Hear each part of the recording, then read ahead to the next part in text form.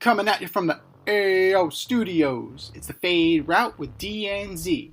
Here are your hosts, D and Z.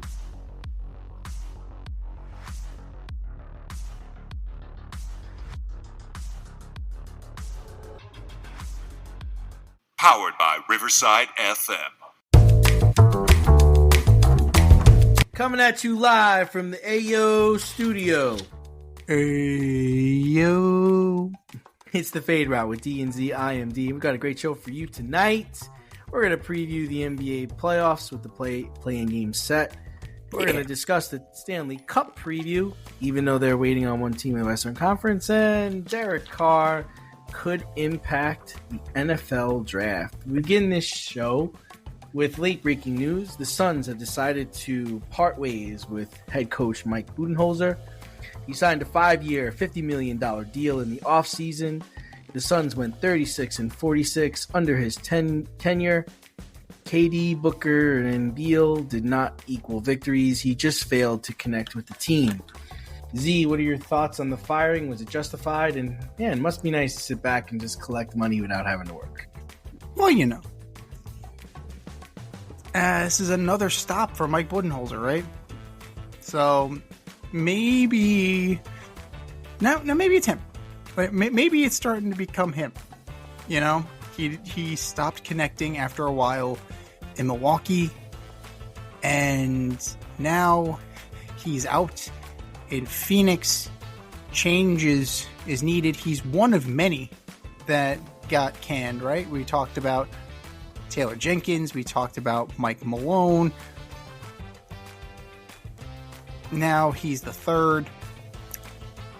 And it really is an indicator. Because he was 10 games under 500. Yeah, 10 games. Yeah. So with that roster. Yeah. With that freaking roster.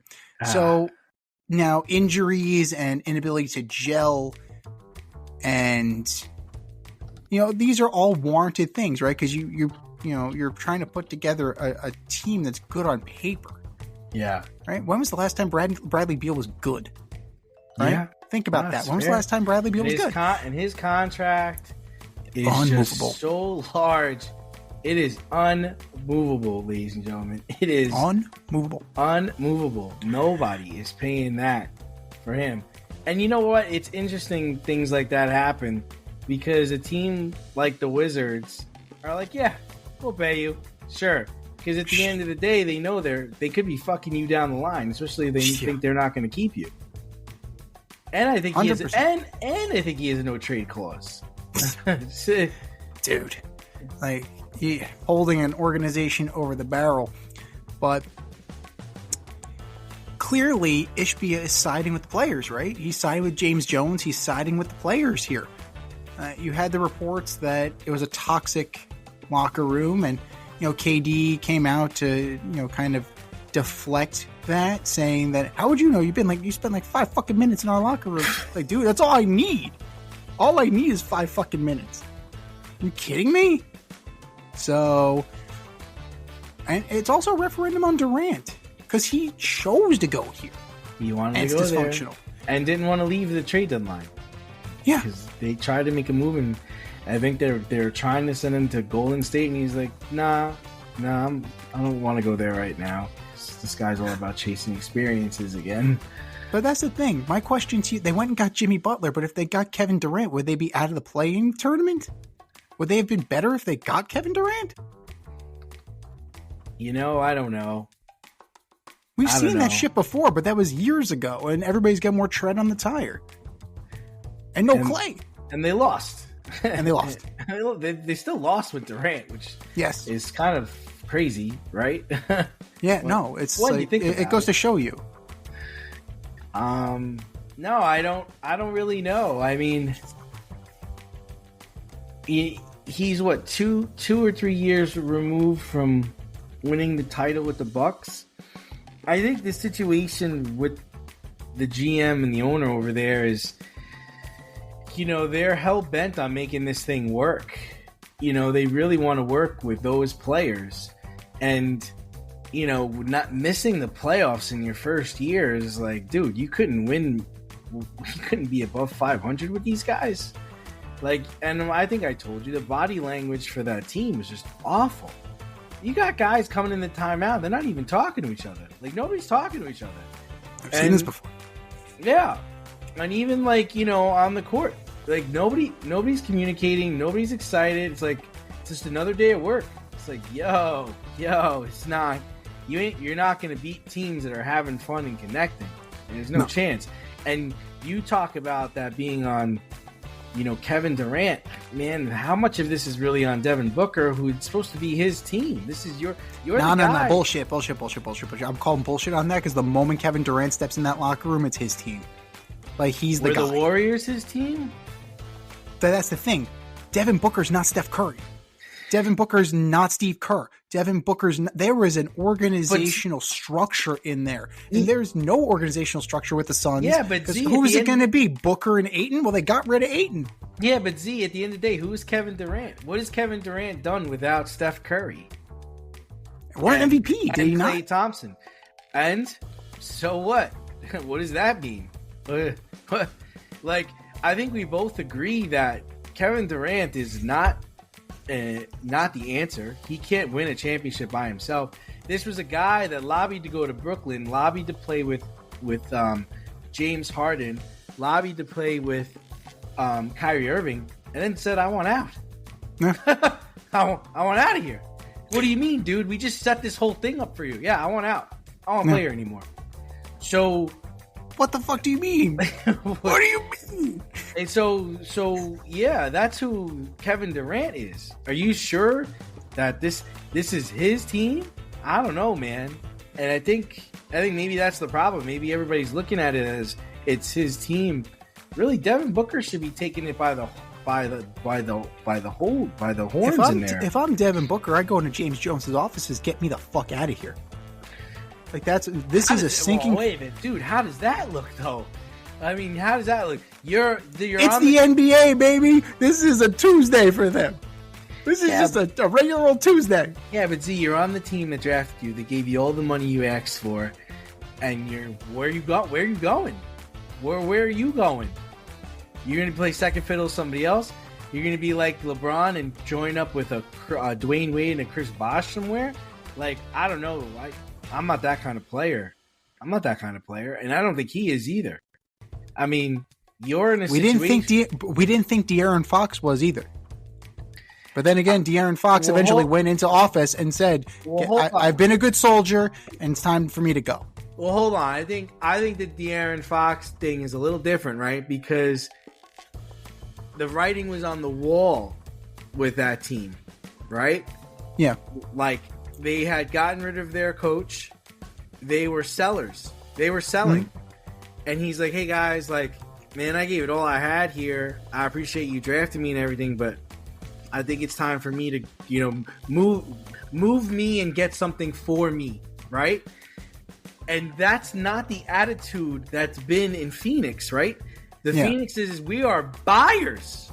We're competing. We went and got a coach who's won a championship. We went and got Kevin Durant. We are competing. I don't think those are two equal things. And De'Aaron Fox, has he got his payday, or I don't think he got his payday yet. Like, his mega deal. He didn't get his mega deal yet. Like, he also got hurt. So he probably would have gotten it at the end of the season. But see, Devin's got his mega deal. He is the guy. This is my team. We're the Phoenix Suns, and we're buyers. We think we're competing. We think we're competing for a title. And in reality, they went and got Bradley Beal. They went and got Kevin Durant, who asked to come there. They got rid of Ayton. They brought in Budenholzer. So no, I don't think it's the same. Listen, if I'm Booker, I don't think I'm saying get out of here. I'm trying to figure out why isn't it working? Because it ain't. I don't think it's me. I think I'm playing pretty damn good, but I don't know. I don't know what the conversations in the locker room are. I don't know what the atmosphere is with that team, but something's off. Something just ain't right. No, something is extremely wrong. But here's the thing: you can't do anything about it. You can't do anything at the player level. Who's going to take Bradley Beal's contract? Nobody. Who the only person who has value is Devin Booker. That's the only one. I wouldn't take if Kevin Durant says he's interested in my team. I'm hanging up the phone. Who is? Who is this? Who is this? Well, hold on. I don't necessarily agree with that. Because Kevin Durant has value to certain teams, right? I think there's a value there if he was to become a Knick. I think there's value there if he was to become a member of the Miami Heat. I think there's value there if he was to go back to Golden State. It all depends. It all depends on where he goes. There's a lot of value, Z, if he goes to the Thunder. I think that they're missing a veteran of his caliber. So it depends on where he goes. I wouldn't say it's like I'm hanging up the phone automatically if I get a call regarding Kevin Durant. So he does this enough times. He's a pariah. He becomes a pariah. Like you did it. I mean, this is what the third time he's done it. No, I'm not disagreeing that he's. You have to know what he is, right? Because he knows what he is. I'm not the guy. I play well with others. And I'm chasing experiences. I'm not chasing championships. You have to know that when you get this man, right? So if you can look at that and say, okay, I've got 8 hungry guys and I got this dude. Can we win in that way? Yes. That's the way I look at it. Like, come on. If you're the Knicks, would you rather have Karl Anthony Towns or would you rather have Kevin Durant? Because I'd rather have Towns. Oh, Towns has turned out to be a disaster. But you know what? That boy can't play defense. That boy can't jump. Good Lord. But here's the thing. He's not going to kill the locker room from within. We've seen Kevin Durant do it multiple times. But I'm not winning. Jalen Brunson is not going to be able to withstand Kevin Durant. Very few people can withstand the orbit of Kevin Durant. You have to be a greater or equal star to Kevin Durant. And who is a greater or equal star? Jalen Brunson is not. I'm sorry. In name value, Kevin Durant eclipses Jalen Brunson. Maybe Dallas too would be good for him. That might be another. They're actively shedding payroll though. Would they do that? I don't know if they would necessarily do that. Kyrie is hurt, but talking about Kyrie being hurt, the second season of the NBA is about to kick off, and that is what we all call the playoffs. The NBA playoffs start tomorrow with the play-in games. You've got the Warriors playing the Grizzlies. You got the Kings playing the Mavericks. Wow, Mavericks made the play-in. You got the Bulls playing the Heat and the Magic playing the Hawks. All of those teams, what do you think? I mean, I actually think there's a chance that some of these play-in teams could go far in the playoffs. I mean, there's a possibility. You're looking at the Magic. They were 4th in the conference last season, and they dropped all the way down. Well, what a difference not having Paolo Banchero makes, right? Yeah. So they were able to weather the storm and finish 500 without their best player. So kudos to the Magic. They could scare a team, right? If they actually hold on to that 7th seed, they draw the Celtics in the first round. Well, let's talk about this one by one. All right, let's do that. Let's do the Eastern Conference one at a time. Yeah, let's look at the Magic-Hawks matchup. I mean, I think that's a Magic victory, right? It should be, but I think Trae Young is definitely going to ball out. There's a chance that the Hawks win. If Trae Young plays out of his mind, there's a chance the Hawks pull the upset. All right. As far as the Bulls versus the Heat, well, hold on. So if the Magic win, they go and play. They play the Celtics. Yes. Okay. So now let's talk about the Bulls and the Heat. These are two teams that neither team is going anywhere, and this is where the bullshit of the tournament comes in, because you have two sub 500 teams playing each other. Why do they get a chance to play anybody for a playoff? That's so stupid. They play for the privilege to get swept by the Cavs. Right. All right. So I'm gonna take the Heat in this one. Who would you take in this one? It's hard to bet against the Heat culture, especially now that Jimmy's gone. Jimmy was weighing them down all year, man. And I gotta say that was an albatross. That was an absolute albatross. Now that that's off, they can play a little bit freer, a little bit easier. And yeah, I'm with you. I like the Heat. I like the Heat. So then you have the Heat then playing the Hawks, and I think we would both probably agree that the Hawks would advance there. I think the Hawks. Yeah. If the Hawks don't knock off the Magic, either one, if it's Magic or Hawks, they're both knocking off the Heat. It doesn't matter which one. But for the sake of argument, I'm going to say it stays pat like we have right now, Magic and Hawks. So then, so I think the Celtics will probably win in 5 games against the Magic. The Magic will put up a little bit of a fight, I think. The Magic are good. They're decent. They're not going to get swept, right? They'll win a game or two. They'll win 2 games. They could win 2 games. You know that? They could win 2 games in Boston. They could. The Jaylen Brown situation is an issue because he is getting pain. He's getting shots in his knee. So, you're leaving Tatum and Porzingis to do the heavy lifting. You got a few of those. They can give him a scare. I'll give him I think one. so. I'll give him one. And then I think we both agree that the Cavs will just get the fuck out of here. Give the Heat. They'll give the Hawks enough time to plan their trips to Mexico for the offseason. Bingo. You have Donovan Mitchell. Donovan Mitchell. Do you even need to play Donovan Mitchell in this series if you're the Cavs? No, don't. No, not against the Hawks. No. Yeah, we're in agreement on that one. All right, now let's move over to the West. We have the Warriors and the Grizzlies. It's wild that the playoffs could potentially not have either of these teams in it. I might surprise you, but I'm actually going to take the Grizz in this. What do you? Interesting. I think the Grizzlies play defense. That's why, and I think they're going to give the Warriors a hard time defensively. It's tough. Ja is on a mission to throw grenades, shoot off guns, and piss off Adam Silver. And there's no way he's bowing out. He wants a couple more weeks of this shit. And let's not forget the Grizzlies were, I think, as high as a 3 or a 4 seed at one point this year. And they fired another team that fired their coach, and they're going to be in the mix here. So, but I mean, it's surprising. You don't have to agree with me. You can go the other way if you want. It's clearly you. They have outscored the Warriors. They've also given up more points than the Warriors. So that's a 5-point. It's about 122. It's about a 5-point swing. It's about a 5-point differential. I can't take the Grizzlies for the simple fact that I don't trust them.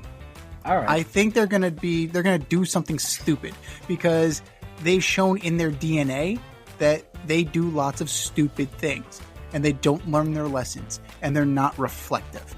Now, could they knock off the winner of the next game? Absolutely. Absolutely. Because look at these 2 teams that we're talking about. We're talking about the Kings.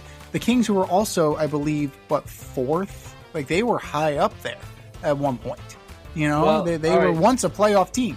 And now they're taking on the Mavericks. So you have the Kings and the Mavericks. Winner gets the... Before you go there, who you want to go with? You want to go with the Warriors or the I'm taking the Warriors. I already said I'm taking the Warriors. So let's entertain the Warriors scenario. So the Warriors move on to play the Rockets, right? And... the Rockets clapped them a couple of weeks ago pretty bad. But I think that would be an interesting series. So, I mean, that might go 7 games. That might go 6 games. This is where the veterans make their money, right? This is the deep water that you like to talk about. This is where Steven Adams and Dylan Brooks are going to earn their money, right? This is where they're going to prove. This is where they're going to show. And Fred VanVleet, too. Like, these are the guys that you got. This is the reason why you got them, right? Because you're going up against Steph. You're going up against Jimmy. You're going up against players with major caliber, right? Major name recognition. And they got the pelts on the wall. So this is deep water. And I think that the Warriors are going to put a scare into them. But I got to take the Rockets narrowly. Yeah, and really, I'm going to go with the Rockets because they're a team. They're a complete team. And their coach is big on defense. I mean, they're going to be ready. They'll be ready defensively. Now, can they put up 100 points, 110 points? That I don't know. But I know for sure that Steph, Draymond, and Butler are going to be working their ass off to get points. Yes. And then jumping over to the Kings and the Mavericks, I actually would go more Mavericks in this way. What are your thoughts? If they're going in healthy-ish, as healthy as they can get, if they can get anything at Anthony Davis, Max Christie, it's going to be close. I think the Mavericks could pull it off. Definitely. And the funny thing is that they're about the same in terms of opposing points per game. Okay. So it's a pretty even game. I'll narrowly take the Mavericks because I don't think the Kings can handle Anthony Davis. Right. And then so that entertains a Mavericks Grizzlies matchup, which I don't think it's so clear cut who could win that game.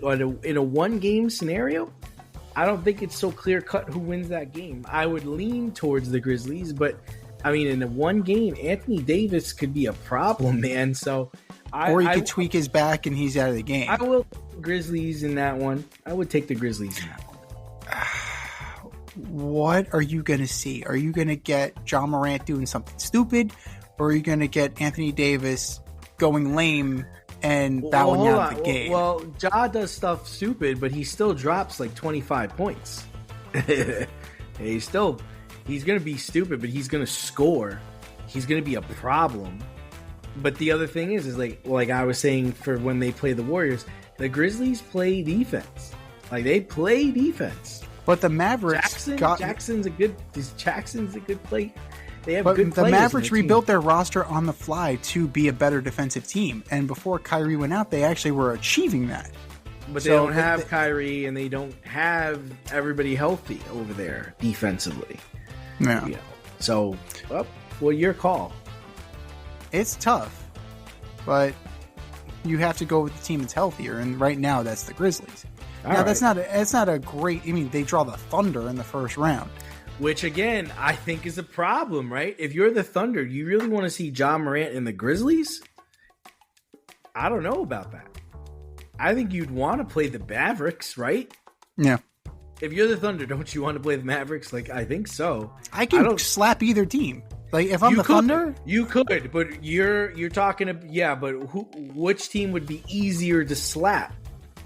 The easier team would be the slower team, and that would be the Mavericks. Yeah, the bigger, slower team. I can run them out of the gym. Again, you have a guy on the Grizzlies that's very determined to make Adam Silver look like an ass, and when you have that kind of determination, that usually trumps everything.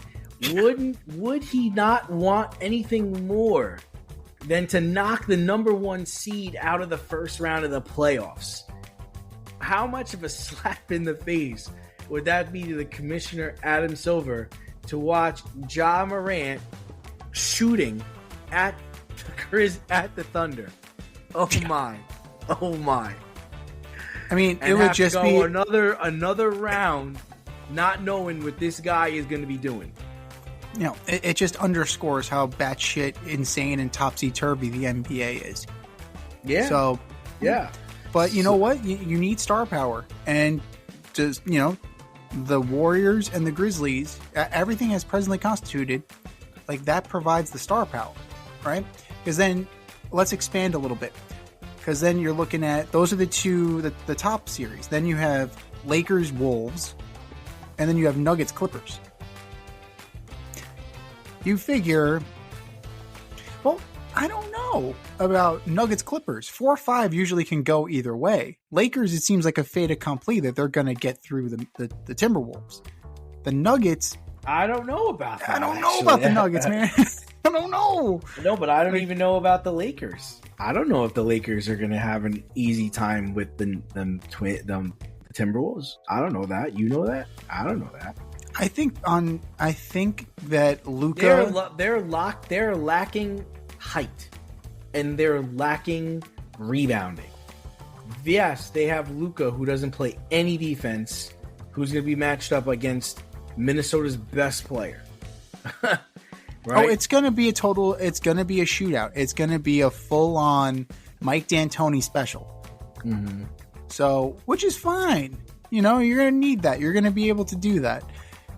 I think that between LeBron's Mike D'Antoni special. I like that. That's it. 7 seconds or less. You know, we're going to run it up.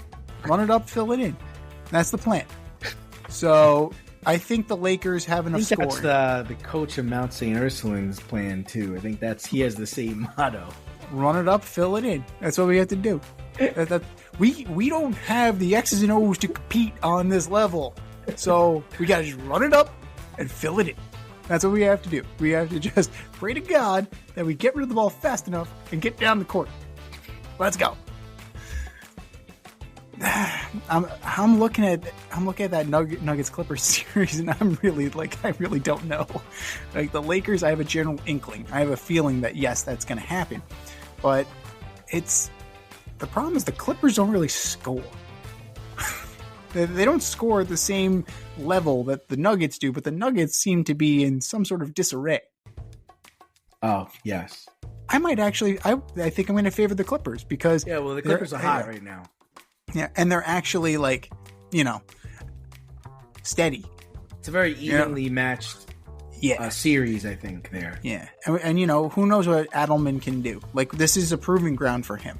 Could really go either way there. Yeah, completely. And now over to the Eastern Conference, like we talked about the 1 and 2, that's done. You're looking at Knicks Pistons. Congrats to the Pistons. Holy shit, we've been dogging them for years. Congratulations to the fucking Pistons. Well done. Not just squeaking into the play-in tournament, the 6th seed. Good for you. And then Pacers Bucks. Which, if you would have told me after what the Bucks have gone through all year that they would be as high as the 5 seed, like that's great. Good for you. That being said, I think the Knicks and Pacers, I think it's a walkover for both. I think the Knicks and the Pacers, they advance. You really do? Really? You really think that the Bucks aren't going to put up any fight against the Pacers? 1 or 2 games. That's it's not going to be what you expect it to be. I think the Pacers are a year better. I think they're a year more mature, and I think that they'll carry through. That being said, they get to the second round, they're losing to the Cavs. Like the Pacers are going down to the Cavs, and the thing is with the Knicks and the Celtics, right? It all boils down to Jaylen Brown's knee. Like that to me, like I'm watching that. I'm paying particular attention to that because if he's wounded, the series isn't as much of a foregone conclusion as you think. Now it becomes a little bit more evenly matched because now you don't have Tatum and Brown. Now you just have Tatum and one leg of Brown. So that's a big difference. So either way, like this is going to be a super entertaining playoff, and we have to wait for the results of the play-in games. But I think overall, like if you were Adam Silver, I think you'd be pleased, especially after not having a lot of star power in last year's play-in. It's like, it's kind of like whatever. Now you actually have some juice there. So we'll see what happens there. Step outside of your safe area and make a statement without saying much with FCK Clout Lifestyle Apparel. Embrace the colorful chaos and stay emotionally regulated in their graphic tees, hoodies, snapbacks, accessories, and more. Go to fckclout.com today and check out current season and past season merchandise for men and women. Get it while you can. That's fckclout.com. Check them out today. fckclout.com.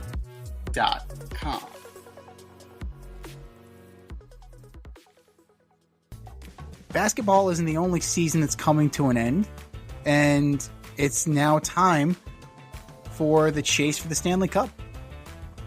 We have one playoff spot in the Western Conference that needs to be sewn up. But everything else is pretty much locked in. And for the first time in history, the Rangers, Bruins, and Penguins will be out of the playoffs at the same time. And not only that, all of the U.S. original 6 teams, so that's the Rangers, the Bruins, the Blackhawks, and the Red Wings, are out. That is also first time ever. Very interesting. So, we still have a few games to go. It's a tight race for the wild card. You have the Wild, the Blues, and the Flames in the Western Conference. 2 points separate the Flames and the Blues. 3 points separate the Wild from the Flames. The Flames still have 2 games to play, whereas the Wild and Blues only have 1 to go. Of those 3 teams, who you got making it and who you got making a run? Well, I mean, you got to be impressed with the Jets, right? I mean, it's pretty impressive what they've been able to do this season. Oh, yeah. You know, unbelievable, you know, kind of their dominance. You got to love the Capitals. You got to love what they're doing.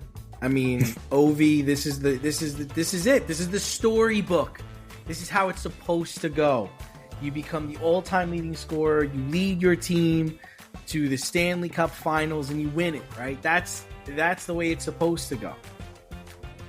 All right. I also like the Stars. I like the Dallas Stars. You can't not like Edmonton Oilers and their ability to score. And the last team I like the Hurricanes. The Hurricanes hurt people, man. They punish people. I watched them kick the Rangers' ass last night. Jesus. Oh, come on. It's the Rangers this year. Like, that's not a great feat. But jeez, man. It's hurting people. Just like, ooh, oh. Yeah. So, I mean, I like, if I was to say who's going to be there at the end, I really think the Capitals. I've got the Capitals on one side, and I've got the Jets on the other. So you got the 2 overall ones. Yeah. Okay. Yeah. So the NHL is the league where the upsets happen. Yes, this is true. Now, here's the thing. The Stars and the Jets most likely will be playing in the second round. So one of those teams has to go. And I think, well, here's the thing with President's Trophy, right? You definitely, like, you're towards the top of the league, and the Jets, the Jets have got it.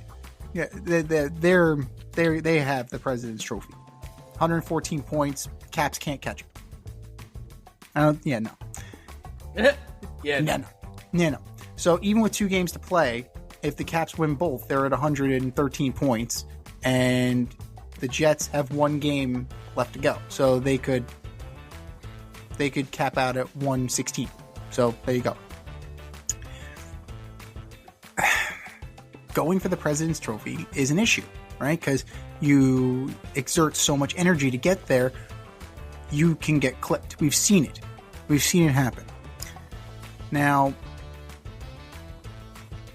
I like the Stars coming through on that side of the bracket.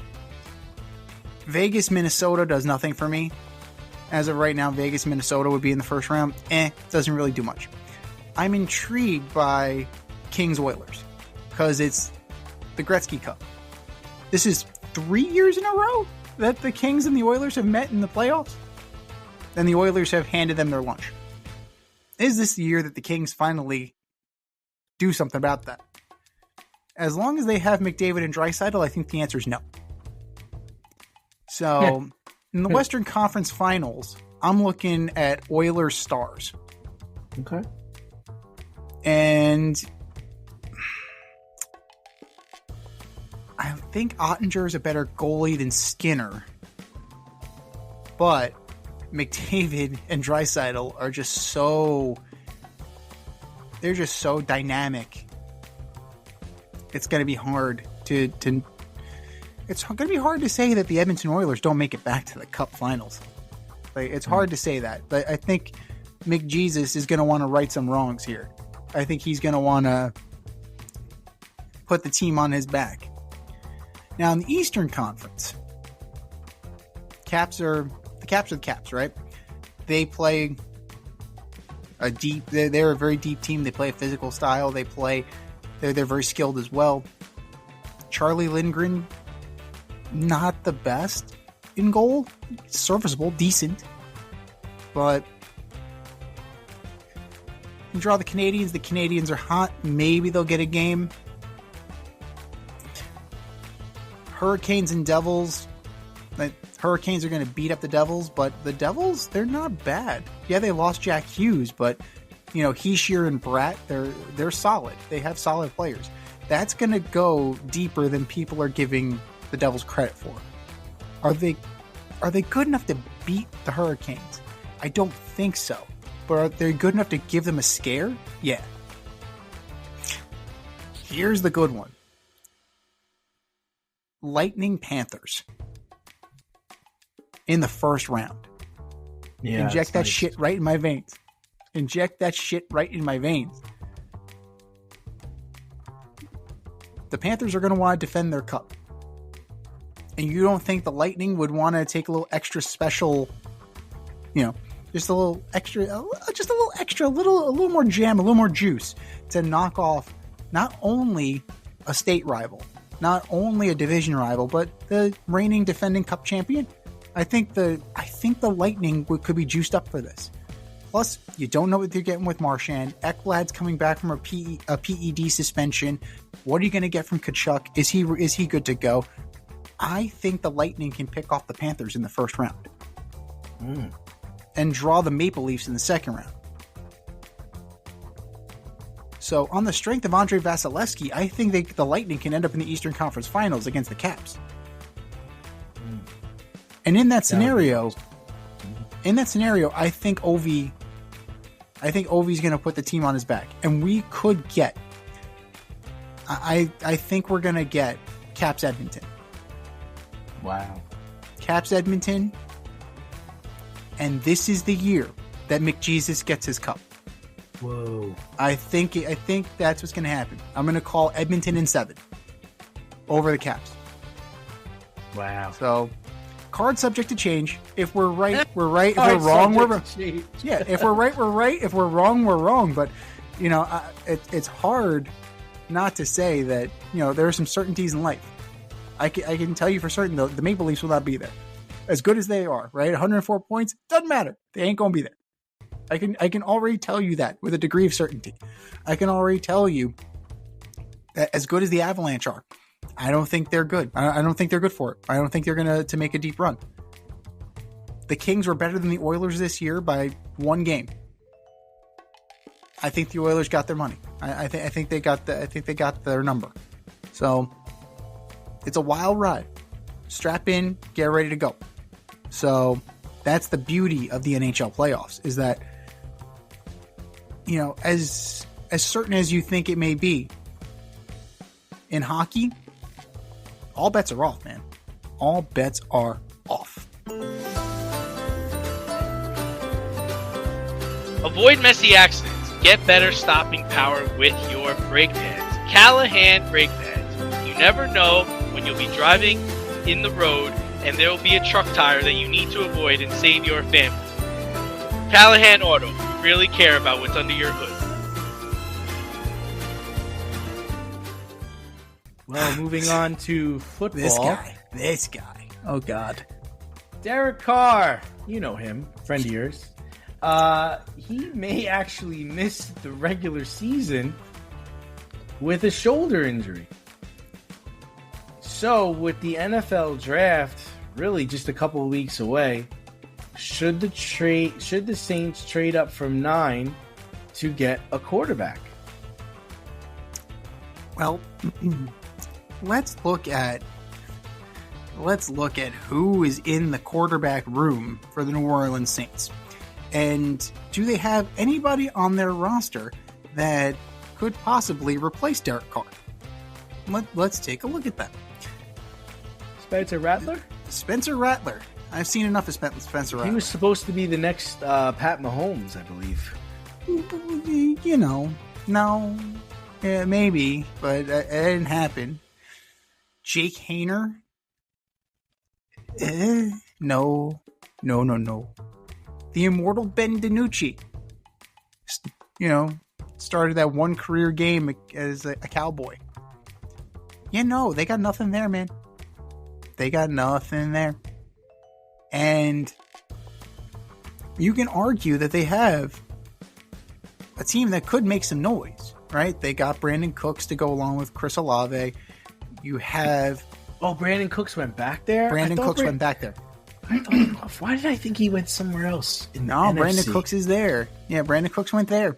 And then you have Clyde Edwards-Helaire, in addition to Alvin Kamara, right? Wow, and you have Taysom right. Hill. Like, holy shit, you got a squad here, man. You need a quarterback. You need a quarterback.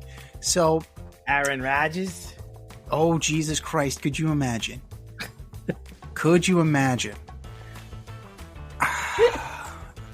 I can't imagine. It changes things, right? It does. Doesn't this change everything? Like Aaron's like, well, wait a minute. I could play in a dome in the NFC South, where even Baker Mayfield is good. I can win that division blindfolded. They have a rookie quarterback in Atlanta. They got a third-year quarterback in Carolina. Baker Mayfield is in Tampa. Tom went to NFC South, made it to the Super Bowl. I could do something here. What does this do to Pittsburgh now? Pittsburgh should have got lucky. At this point, man, I think that ship has sailed. When you had Cam Hayward, what do you mean it's sailed? Sailed where? They don't have a quarterback yet. Yeah, but you know what? If he really wanted to be there, he would have signed already. I'm with Cam Hayward on this. I know he doesn't want. He doesn't want to not. Yeah, I know he doesn't want to play there. But if you're Pittsburgh, what do you do if this man goes and signs with the Saints? What do you do? Maybe Pittsburgh trades up. Maybe they're the ones. Maybe they trade up for who? Shador? I don't know. I don't know. I mean, it's either that or they hold tight and then they reach for a guy like Jackson Dart. Yeah, here's the thing: is like the Saints have known about this injury. Yes, right? That's true. It just came out, but they've known about it. So the fact that they know about it, they've already made a decision on what they're going to do about it, right? So what I'm thinking is if they've already made up their mind, they've got a guy in mind that they're going to draft, whether it's Milroe or whether it's Dart, they're going to draft this guy. I don't know if they're going to draft him at 9 or if they're going to draft him in the second round. I don't know. But they've already made up their mind what they're going to do with the quarterback position. The idea that they didn't go out and get a guy, like they could have went and got Jameis Winston back, right? That's right. They could have went and got a Flacco. They could have been in this Aaron Rodgers sweepstakes. They could have gotten Cooper Rush, which probably would have been great for them. These are all things that they could have done. They didn't. And they went and got the offensive coordinator from the Philadelphia Eagles. Kellen Moore is their head coach now. This is a guy who just won the Super Bowl with Jalen Hurts. He's also coached Justin Herbert. He's also coached Dak Prescott. So, in my opinion, they've already made their decision in what they're going to do at quarterback. And I don't think we're going to be surprised. I think a guy like Dart or Milroe is what they're targeting. Now, what if Sanders falls to 9? Yeah, if he falls to 9, it'll be interesting. I haven't... Because look at it. I mean, if we look at it real quick, right? Cam Ward's going to the Titans. Yep. Right? There's a possibility... Done deal. Yeah, no, that's happening. There's a possibility that either Travis Hunter or Abdul Carter goes to the Browns. I've heard Abdul Carter's stock is really tanking. Sounds like a giant already. I don't know what to buy into that at all. I don't know if that's just rumors. But a lot of people are thinking about like Jadeveon Clowney. They're also thinking about who is the guy who went to the Redskins recently. They're looking at defensive ends and they're like, Chase Young? No, Chase Young. And they're like, well, how does this guy match up against these guys? And they're like, well, he's not as good as those two guys. So what makes us think that he's going to be better? Right. So why would we waste a high draft pick on him? We could just trade back and get him, At least that's what I'm hearing. Or it just could be some stiff negotiations, right? It wouldn't be surprising. Because if you get the opportunity to pair him with Myles Garrett, I think that wouldn't be bad if you're the Browns. No, I don't think so either. But the Browns don't have a quarterback right now. So what's Flacco's their quarterback? What's the plan? Like we just talked about how the Saints have known about this injury. They probably have a plan. I don't know what Cleveland's plan is. From what I heard, Shador didn't have that great of a pro day. There's a lot of questions about his accuracy and his arm strength. You can't teach accuracy. No. Right. Your arm strength can be developed, but you can't teach accuracy. So, there's people questioning can he be a pro quarterback? That's scary to hear that kind of question when you're potentially a top 10 pick.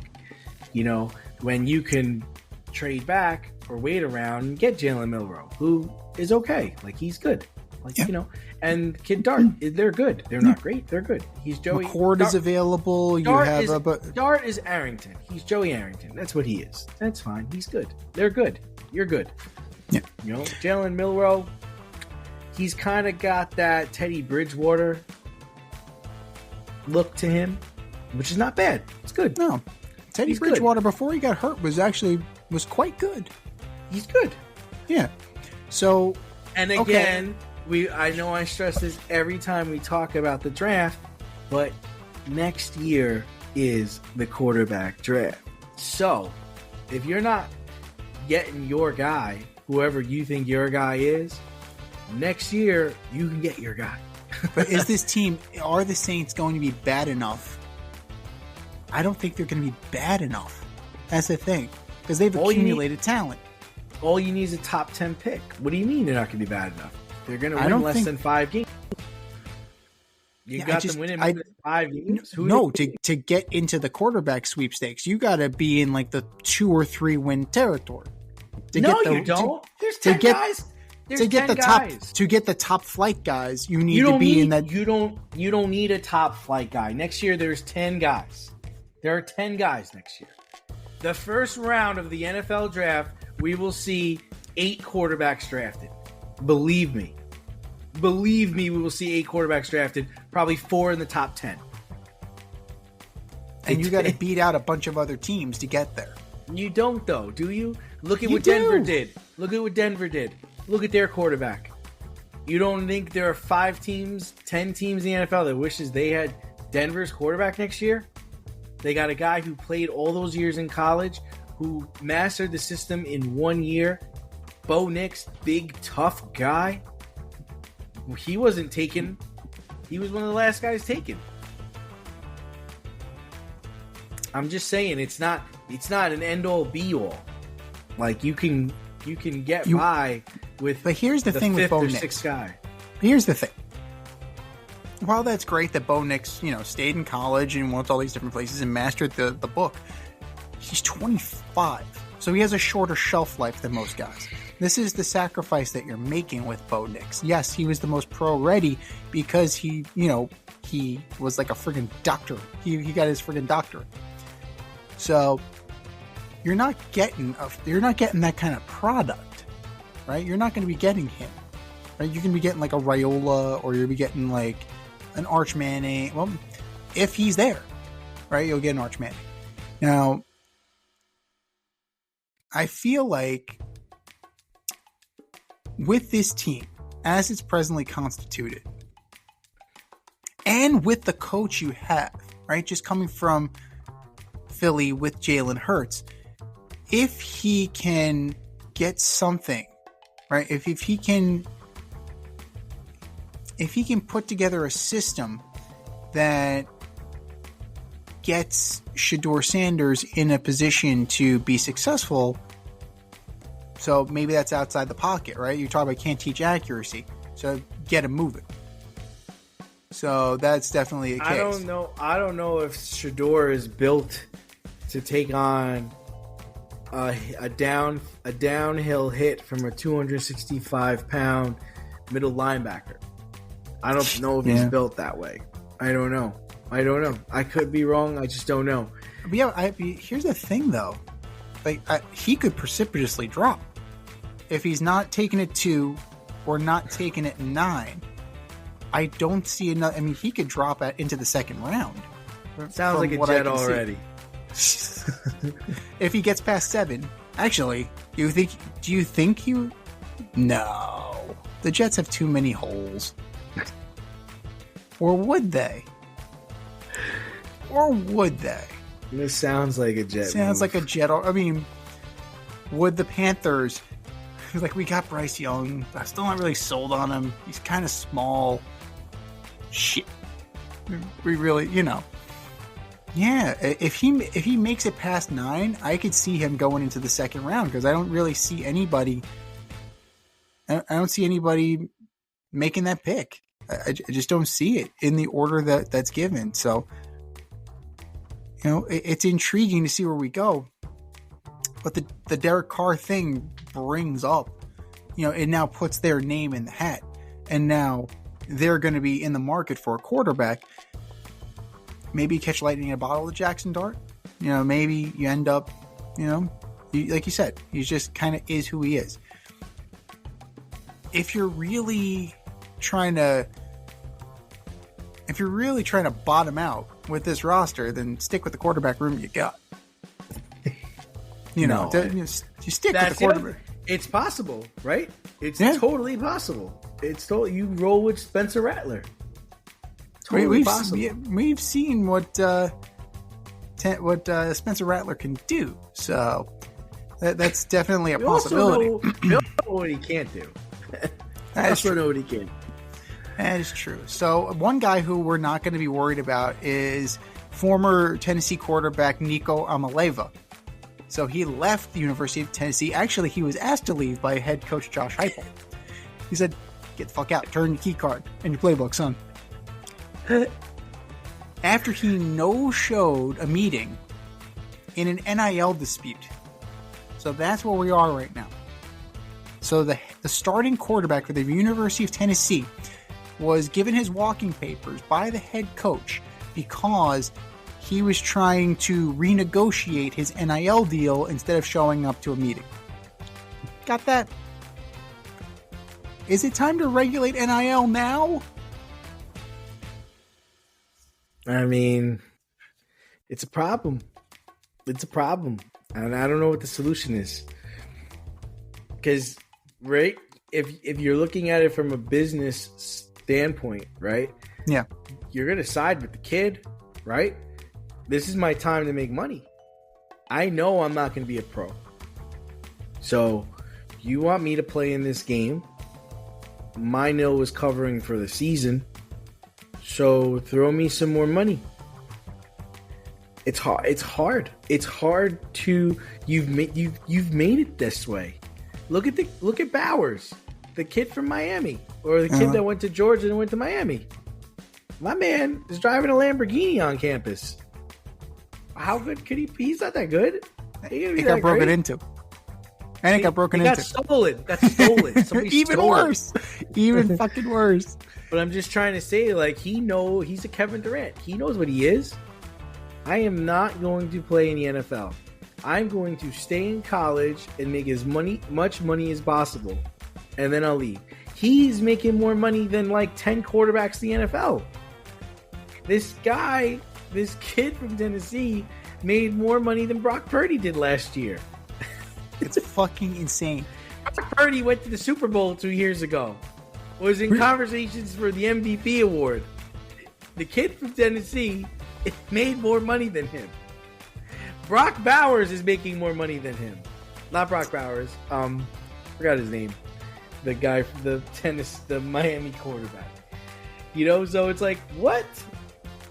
What? But here's the thing. Like, we're talking about this, right? not like Josh Heupel can't dip into the transfer portal and find some other disgruntled fucking quarterback who will take the $2 million and be happy with it. Right? Well, who is that quarterback? Carson Beck. That's the one. Carson Beck. So I kept saying Brock Bowers. It's Carson Beck is the quarterback who was on Georgia, and now he's with the Miami because of money. It's free agency. It's what. Just call it what it is. It's free agency. Nobody gives a shit about getting a degree anymore. But they have no problem calling you out too if you don't pay them. Right. You want me to play? Pay me. What are you going to do? There's nothing you could do. Dude, it's blue chips. When Ricky held up Nick Nolte for the money. Except it's all legal now. Right. It's all fucking legal. And then and then the other part is if you don't give me my money, don't really feel 100% today. And I don't think I got it. I think you should trade me. What's the going rate for an absent-minded quarterback who can't throw the ball? Right. So that's what happens, right? It's like now I've got a player who I didn't pay. Now I got to think, well, is he going to give me 100%? No. Is he going to do his best? Now that I have to think about these things like that. Is he going to call the plays that I call? Is he going to throw to the guys that are open, or is he going to throw to the guys that are making as much as he is, or are looking for nil deals like he has? It's a problem, man. It's a problem. This is the door that it's open, and I don't know how you close it. I really don't. Well, what did we say last week about RJ Lewis, right? And then we compared that to the college football situation. We're waiting for the guy who's going to sit out the NCAA tournament. These guys sit out bowl games already. They want to protect their brand. They want to protect their draft stock. Like, what else is there? What else can you do to these kids? And word on the street is RJ is not getting the money that he wants. There's a certain amount of money that he wants, and he's not getting it, which is why he hasn't signed on with a new team yet. Good. Then go crawling back to St. John's, and then Skip will tell you to go fuck yourself.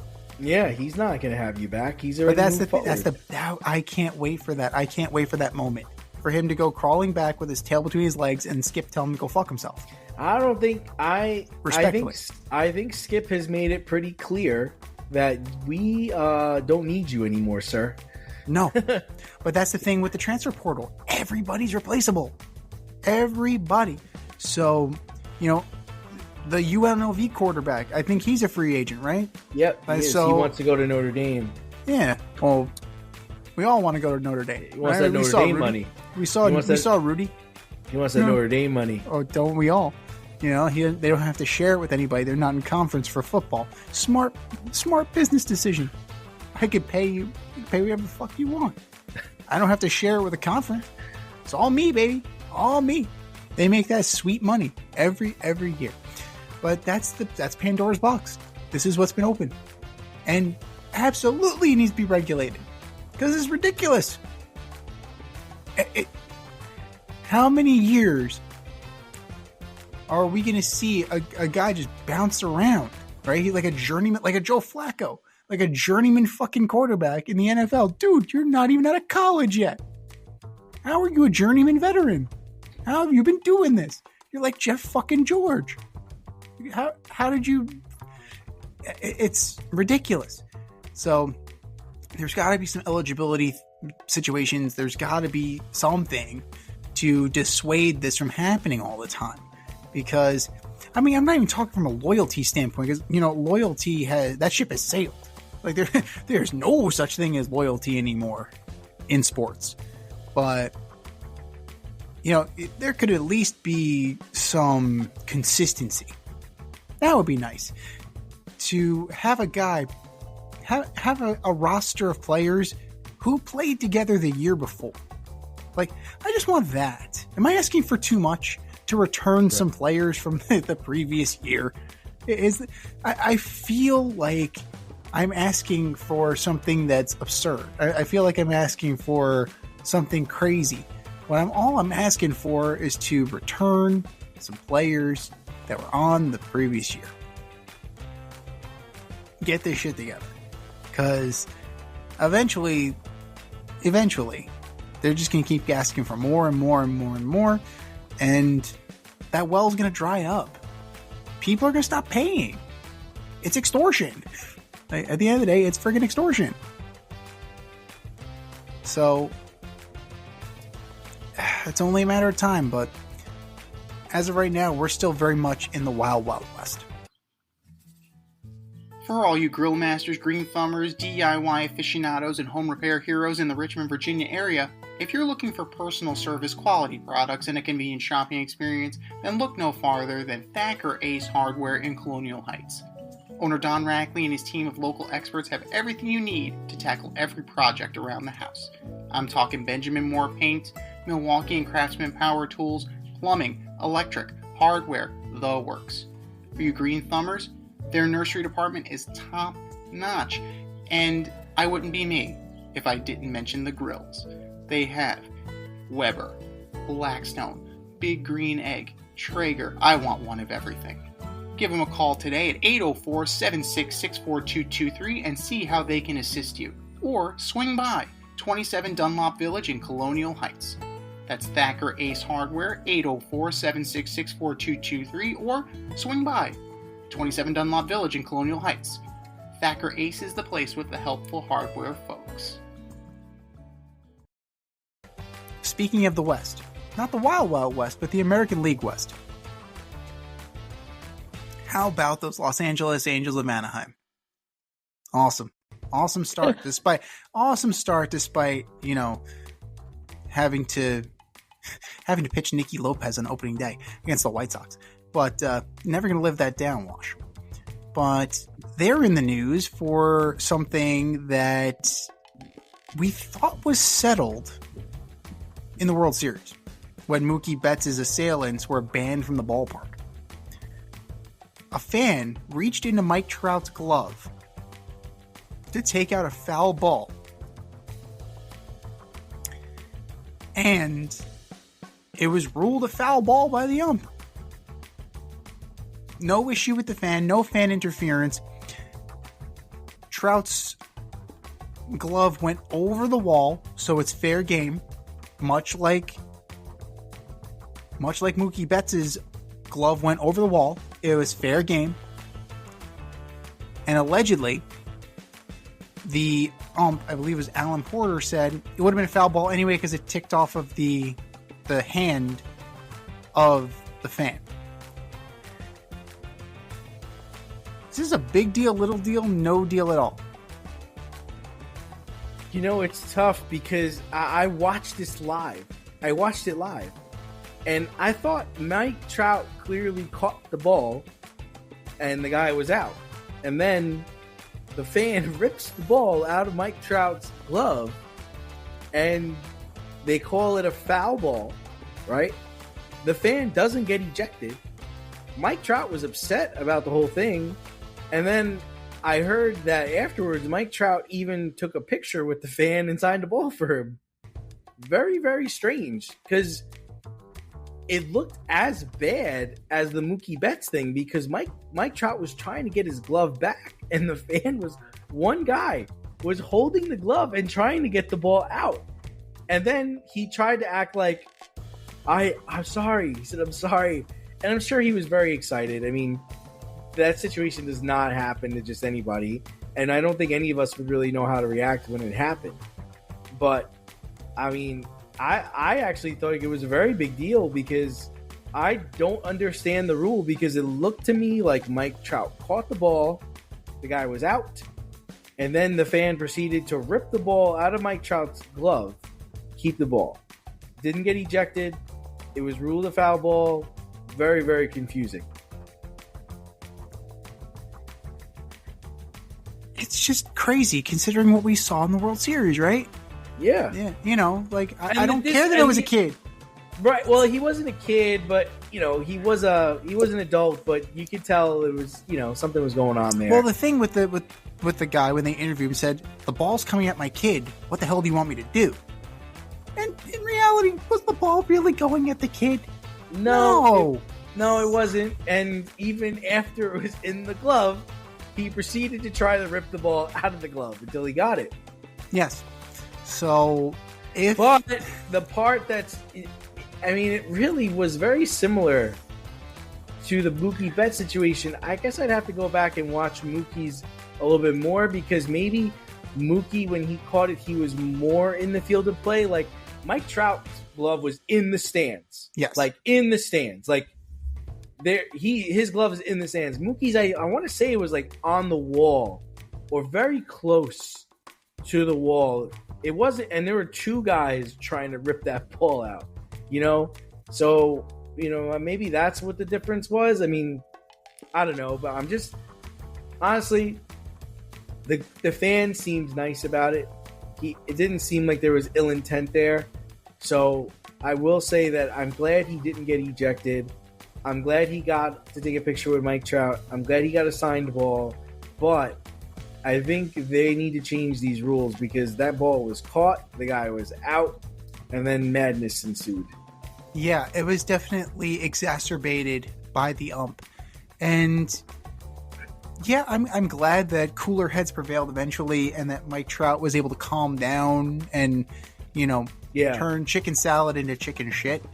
I thought he was really nice. He thought he was really nice about it afterwards. Like in time, he was upset, which I get, because you don't know how the inning's going to end, because you're giving the guy another at bat. Yeah. But I believe this very next pitch, it was pop flied out to center. Yeah. This was more Moises Alou than to me. It was more Moises Alou than it was Mookie Betts. Oh, okay, yeah, that's fair. Yeah, that's a fair comparison. But Alou went fucking nuts. Now I understand that there was more to it because it was a playoff game, right? Yeah, so there was definitely all downhill more after that. Right. Poor Steve Bartman, that poor bastard. He had to leave the country. Jesus, I think he had those headphones permanently attached to his head. But it was a little bit different in the terms of the stakes, but in terms of an outfielder going into the stands and it being fair game, like it definitely rings a little bit truer. The Mookie thing was just weird because of the way that he was being held. Yes. I don't know. Like to me, it's more about not so much the fan interference, but the fact that the fans are able to get so close. And why the hell isn't the netting extended all the way? Like, that's my thing. If you're really concerned about it, extend it all the way, right? So that way, like, you don't have this issue. The net is there, right? So either it's on Trout's side of the net or it's on the fan side of the net. And it works in Japan, so I don't see why this is an issue. And if you really want to cite player safety at this point, which you could totally make this a player safety argument, since a player was, you could argue, was assaulted during the fucking World Series. So you could totally make it a player safety issue and do it. Say so. That's fine. It appeared like it was settled. It was not. And it just...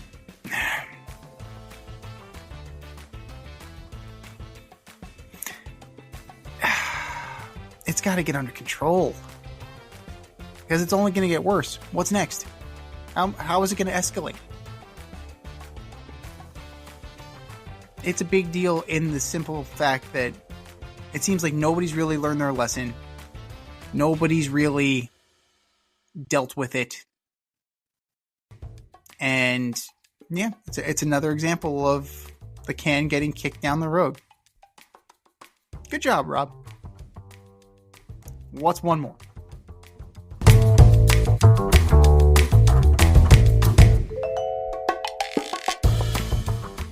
When owning a home, it's important to have heating and cooling professional available when things go wrong.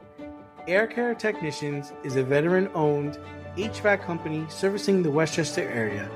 They are licensed to service, repair, maintenance, and replace all HVAC units. If your unit is not running properly, or you would like to improve the air quality in your home, contact Air Care Technicians for a free quote. They offer same-day and emergency services for all of your needs. You can reach them at 914-315-1547. Air Care Technicians, 914-315-1547. 315-1547. It's time for the mail route on the Fade Route. And if you want to be featured, hit us up, faderoutemail@gmail.com, or slide in our DMs on IG at Fade Route Podcast, or drop us a line on X at Fade Route DNZ. Note sent.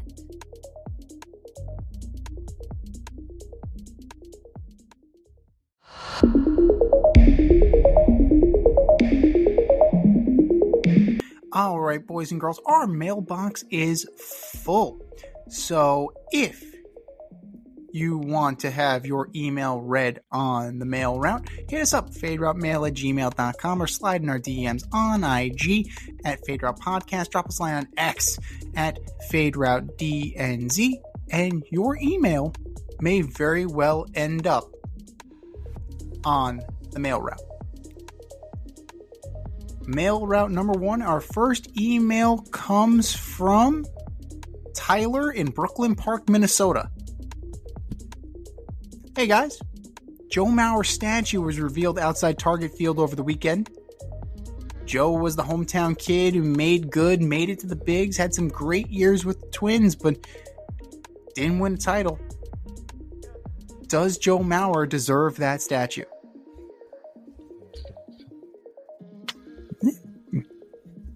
Yeah, well, I mean, you know me, I'm Debbie Downer when it comes to getting your jersey retired and getting statues and shit like that. I mean, like I said, Mauer ain't done shit. Like, I understand he was a good player, and I'm sure he's loved in Minnesota, but man, does Rod Carew have a statue?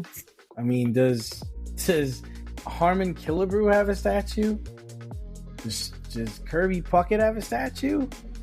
I mean, the problem is you just setting a bad precedent, because when you do have a player that comes along, let's say they get a guy like Mookie Betts or a guy like Ohtani who comes and plays there, then what the hell are you going to do? Give him shares of the fucking team? Like, I am not for him having a statue. He was a good player, not a great player. Never won a World Series. I think he has one MVP award. Yeah. Whoa. Overall, I mean, I get the story of it all, but to your point, like, if you're honoring Minnesota Twins from Minnesota who made good, Paul Molitor, Kent Hrbek, I think Terry Steinbach was from Minnesota.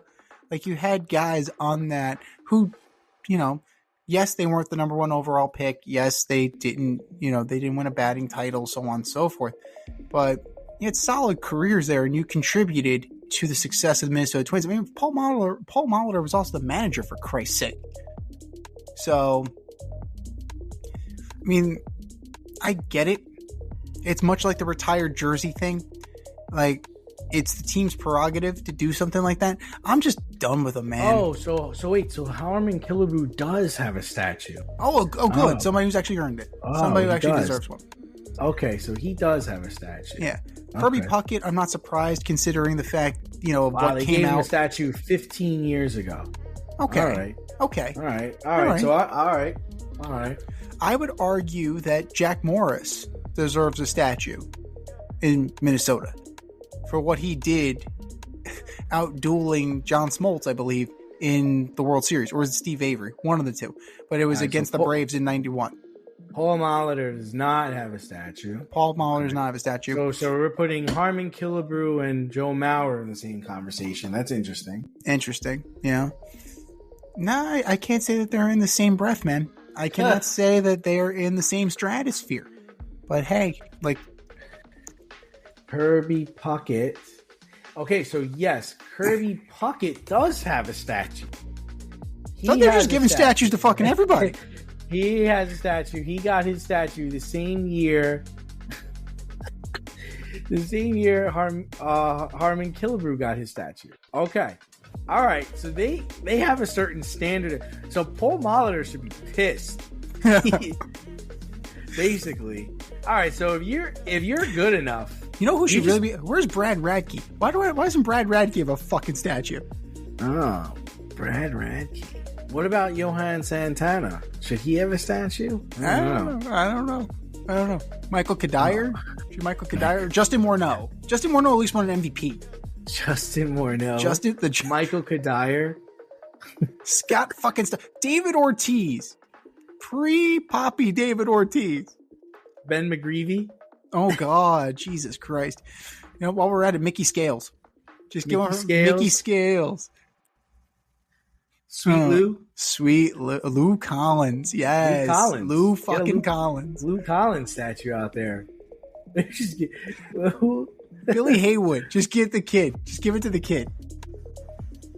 Oh my God. But, you know, I mean, it's absurd, but you know, teams have their standard. Like you said, they have their standard just in the same way they have their standard for jersey retirement. So, like, it's your prerogative if this is what you want to do.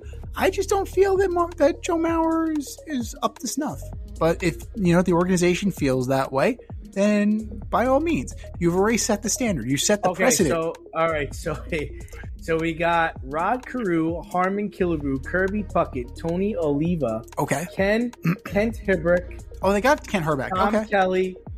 And Carl and Louise Polhan all have statues at Target Field. Okay, so Carl he was the owner of the team. Okay, so they have them. This is their standard. If this is their standard, that's fine. Yeah. All right. I'm fine with that. I mean, has he done as much as them? No. Right? Ken Herbeck's got a ring. Kirby Puckett's got a ring. So, you know, Harmon Killebrew was one of the best hitters of his time. Yes, Harmon Killebrew. I mean, Rod Carew could place it anywhere you want. Anywhere. Rod Carew, one of the best hitters of his time. Yeah. Tom Kelly was a great manager. So, I a card player too. From what I understand, you know, he never split tens at blackjack. So you're not supposed to. I know. Good for him. Good for him. He knew the rule. He stuck with it. It's frowned upon, especially in the Midwest. Yeah, you know, I understand. But you know, I don't know. I think the hometown angle is what takes Joe Mauer over the top, but I don't see it. Let's see, email number 2 comes from Corey in San Antonio, Texas. So Chris Paul started all 82 games for the Spurs this year and set the record for a player to start all 82 games this deep in his career. Interesting wording, but okay. So the previous record was held by John Stockton, who did this in his 19th year. So do you have a greater respect for Chris Paul after this accomplishment? Absolutely not. He give two shits about Chris Paul and the horse he rode in on. He's a trash player. He's a dirty player. Never won anything. He is the Joe Mauer of fucking basketball. Oh, shit. So, no, I mean, good for him. But clearly it's interesting how he's able to keep it together and stay healthy in a year when the team is bad. Let's see you keep yourself healthy and play the whole season when the team is good. When you've got to exert extra energy and play at a high level. You can't. He's never been able to do it. He'll always get hurt in the playoffs. Trash player. I respect the fact that he made it through without punching anybody in the nuts. Yeah. Like, that's good. There's growth there for Chris Paul. So, congratulations, Chris. At 39 years old, you figure he's either done or he's got 1 year left in him. Oh, God. So, jeez. You know, we're lauding him for 82 games, right? But he averaged a triple single for the year. Sounds about right. So 9 points, 4 boards, 7 assists. That's my guy. Yeah.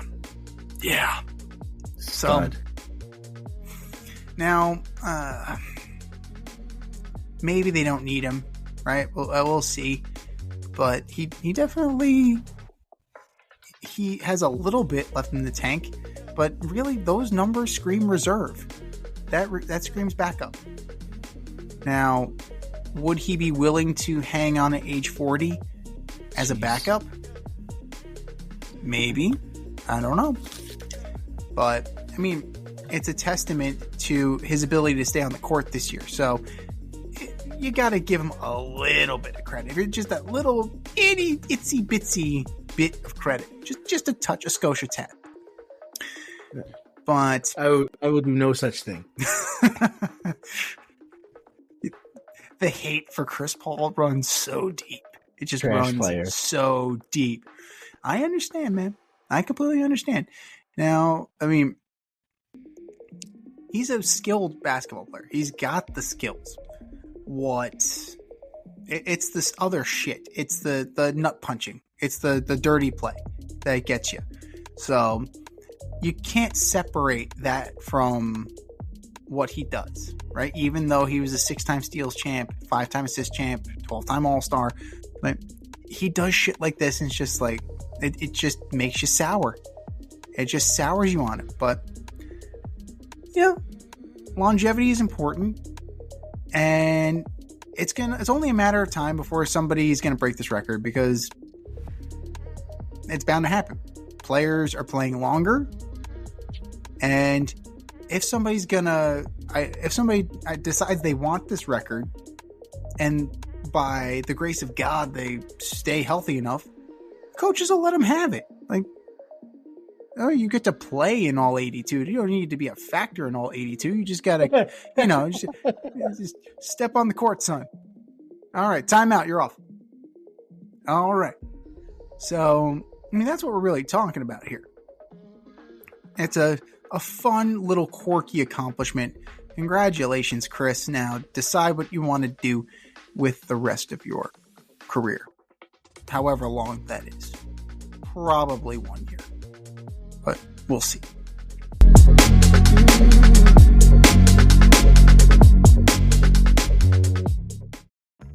Your favorite podcast has its own merch line now. Go to the Fade Store with DNZ.com today and check out our releases in apparel, accessories, drinkware, and more. Ever wanted an Alleged Superstar t-shirt? We got those. You want some yoga pants? We got those too. And we're not done yet. We have a lot of exciting collaborations and new products on the way. But check out what we have now at the Fade Store with DNZ.com. That's the Fade Store with DNZ.com.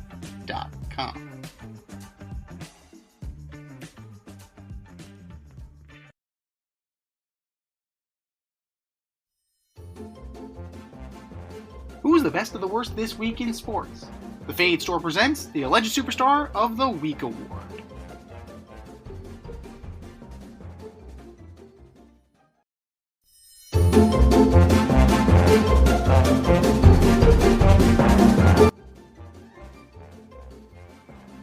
All right, boys and girls, you know what time it is. It's time for the Alleged Superstar of the Week. You know how it goes. We put up a poll on our X account at FadeRouteDNZ and our Instagram poll at FadeRoutePodcast, plus our Spotify page. And you vote. And you vote, and you vote, and you vote. And the winner of said vote gets a shout out on this here show and takes home the coveted ass trophy. And do you know who took home the coveted ass trophy, D? I don't. That would be the New York Rangers. Those guys. Yeah. Very fitting for them. Very fitting. And they need to make some serious changes ASAP. And who the hell knows if they're actually going to do it, because it's just ass all the way around. It's just cheeks. They're beating the Panthers. Hey, they're beating the Panthers. But just not when it counts. Not when it counts. But that was last week. This is this week. Who are your nominees for Alleged Superstar of the Week, D? All right, so first up, I've got Suns head coach Mike Budenholzer. Signed a 5-year, $50 million deal in the offseason, and you were fired yesterday. Suns went 36-46, 1 year into, not even a year into the deal. Suns went 36-46 with KD, Booker, and Beal. Just, there was no chemistry. There was no connection with the team. Just a failed experiment. Mike Budenholzer, you are my Alleged Superstar of the Week. Number 2, Atlanta Braves. Fucking lost 2 of 3 to the Rays. And, they won today. They beat the Blue Jays today, but everybody beats the Blue Jays. Their record currently sits at 5-11. We are going places. Atlanta Braves. Oh, yeah. Sounds like you're going to be on this list the whole season. You are my Alleged Superstar of the Week. And last but not least, the New York Rangers had to win out for a chance for the playoffs, and you decided to get blown out by Tampa and then blown out by the Hurricanes, and I think you're losing right now too. The New York Rangers, you are my alleged superstars of the week. What do you got, Z? I mean, you can't dispute the shit that the Rangers have been this year. So who's going? Is Drury going? Lavalette going? Who's going? It's got to be both. But the thing that gives Drury the leg up is that he made the trades, right? He got rid of Kakko. He brought JT Miller in. He got rid of Hedel, who got another concussion. So he's looking right on that one. He's absolutely looking right on that. Because, yeah, I don't know how much longer that Philip Hedel has as an NHL player. So to get JT Miller for a guy that's, a question mark away from, being done, it's a tall order, right? He's got to figure out a way to get around Zibanejad. He's got to get around Kreider. You keep Trocheck. I think you keep Panarin. You build around them and Miller. You play the kids. He paid Igor. So odd man out, I think, is Laviolette, who hasn't done himself any favors. Last week he said he doesn't go into the locker room. It's like, how the fuck how do you not go in the locker room? You're a head fucking coach. You watch the games? What the fuck do you mean you watch the games? Yeah, I mean, you don't go in the locker room after a loss. Do you go after a win? Like, when do you go into the locker room? What if you have to go to the bathroom, Peter? Do you have a private bathroom? Like, do you have a bidet in there? Like, that's kind of awesome if you do. I mean, it's the Garden, so you probably have something really nice. The Rangers locker room's pretty sweet, but it just sounds so fucking tone deaf. And then to bench guys like Berard and Offman because we need another center, and then you don't dress another center. That doesn't make any fucking sense. And then you have a guy like Calvin DeHaan out there who's openly talking to the media at morning skate about how he's been buried by the organization. So what the fuck are we doing here? I mean, couldn't they fire him after the game? There's one more game after this. Can you please just mercy kill this season? Do us that goddamn favor. And then they go and drop 9 against the Islanders, which is probably more of an indictment of the Islanders. They actually are going to win today. They're going to beat the Panthers. Holy shit, they won. Whoop-de-fucking-do. When they needed to beat the Panthers, they didn't show up. God damn it. Motherfucker. Okay, so I have to recollect myself, folks. Give me a second here. All right, so my first alleged Superstar of the Week nominee is Luis Suarez. Inter Miami, LAFC, the CONCACAF Champions Cup, playing each other. There's a little bit of a skirmish, as they're wont to do. Like, players come together. And Luis Suarez, as we know, has a history of biting people. Well, he did it again. This time he didn't bite the other team. He bit his own teammate. He bit Jordi Alba in the hand because he thought it was a guy from the other team. This is almost as absurd as when Roger Clemens threw the bat head at Mike Piazza because he thought it was the ball. It's like, Jordi, I thought you were on the other team. Nah, motherfucker, I'm on your team. See, we're wearing pink. On Wednesdays, we wear pink. Luis Suarez, redefining taking the bite out of crime. You are my alleged superstar of the week. Number 2, Kylian Mbappe, another soccer-heavy alleged superstar. So, dangerous tackle, high on the ankle, could have broken the guy's leg, straight red, via con Dios to the Ninja Turtle. You're out next game. Learn how to slide tackle. Kylian Mbappe, you are my alleged superstar of the week. And then number 3, the original 6 hockey teams from the U.S. in the NHL. So you're looking at Rangers, Bruins, Blackhawks, and Red Wings. Never, ever, in the history of the National Hockey League have you all missed the playoffs at the same time. Until this year, we are setting records. We're setting precedents. That's what we're doing these days. How the mighty have fallen. The Bruins, if you would have told me that the Boston Bruins would have had the worst record of all of them, I would have said you were fucking crazy. But no, they did. The Boston Bruins had the worst record of the four. I believe they had the worst record in the league. How the mighty have fallen. But they're committing to the reboot. They're committing to the rebuild. Unlike the Rangers, who are half in, half out. Figure that shit out, boys. The Red Wings are close. The Blackhawks, they're rebuilding. They're already 2 steps down the road with Bedard. But it doesn't look good anytime soon for those 4 teams. U.S. Original 6 teams from the NHL. You are my alleged superstar of the week. I think we said our piece. Go to our X account at FadeRouteDNZ. Go to our Instagram poll at FadeRoutePodcast. Go to our Spotify page and vote. And vote, and vote, and vote. And for our nominees. You're better than that. Just do better. Just do better. This has been the Fade Route with DNZ. Thanks for tuning in tonight. Catch our podcast on Wednesday nights on Spotify, iTunes, iHeartRadio, or wherever you listen to your podcasts. So until next time, stay fade, everyone. Time for us to run the go route. We'll talk to you next week.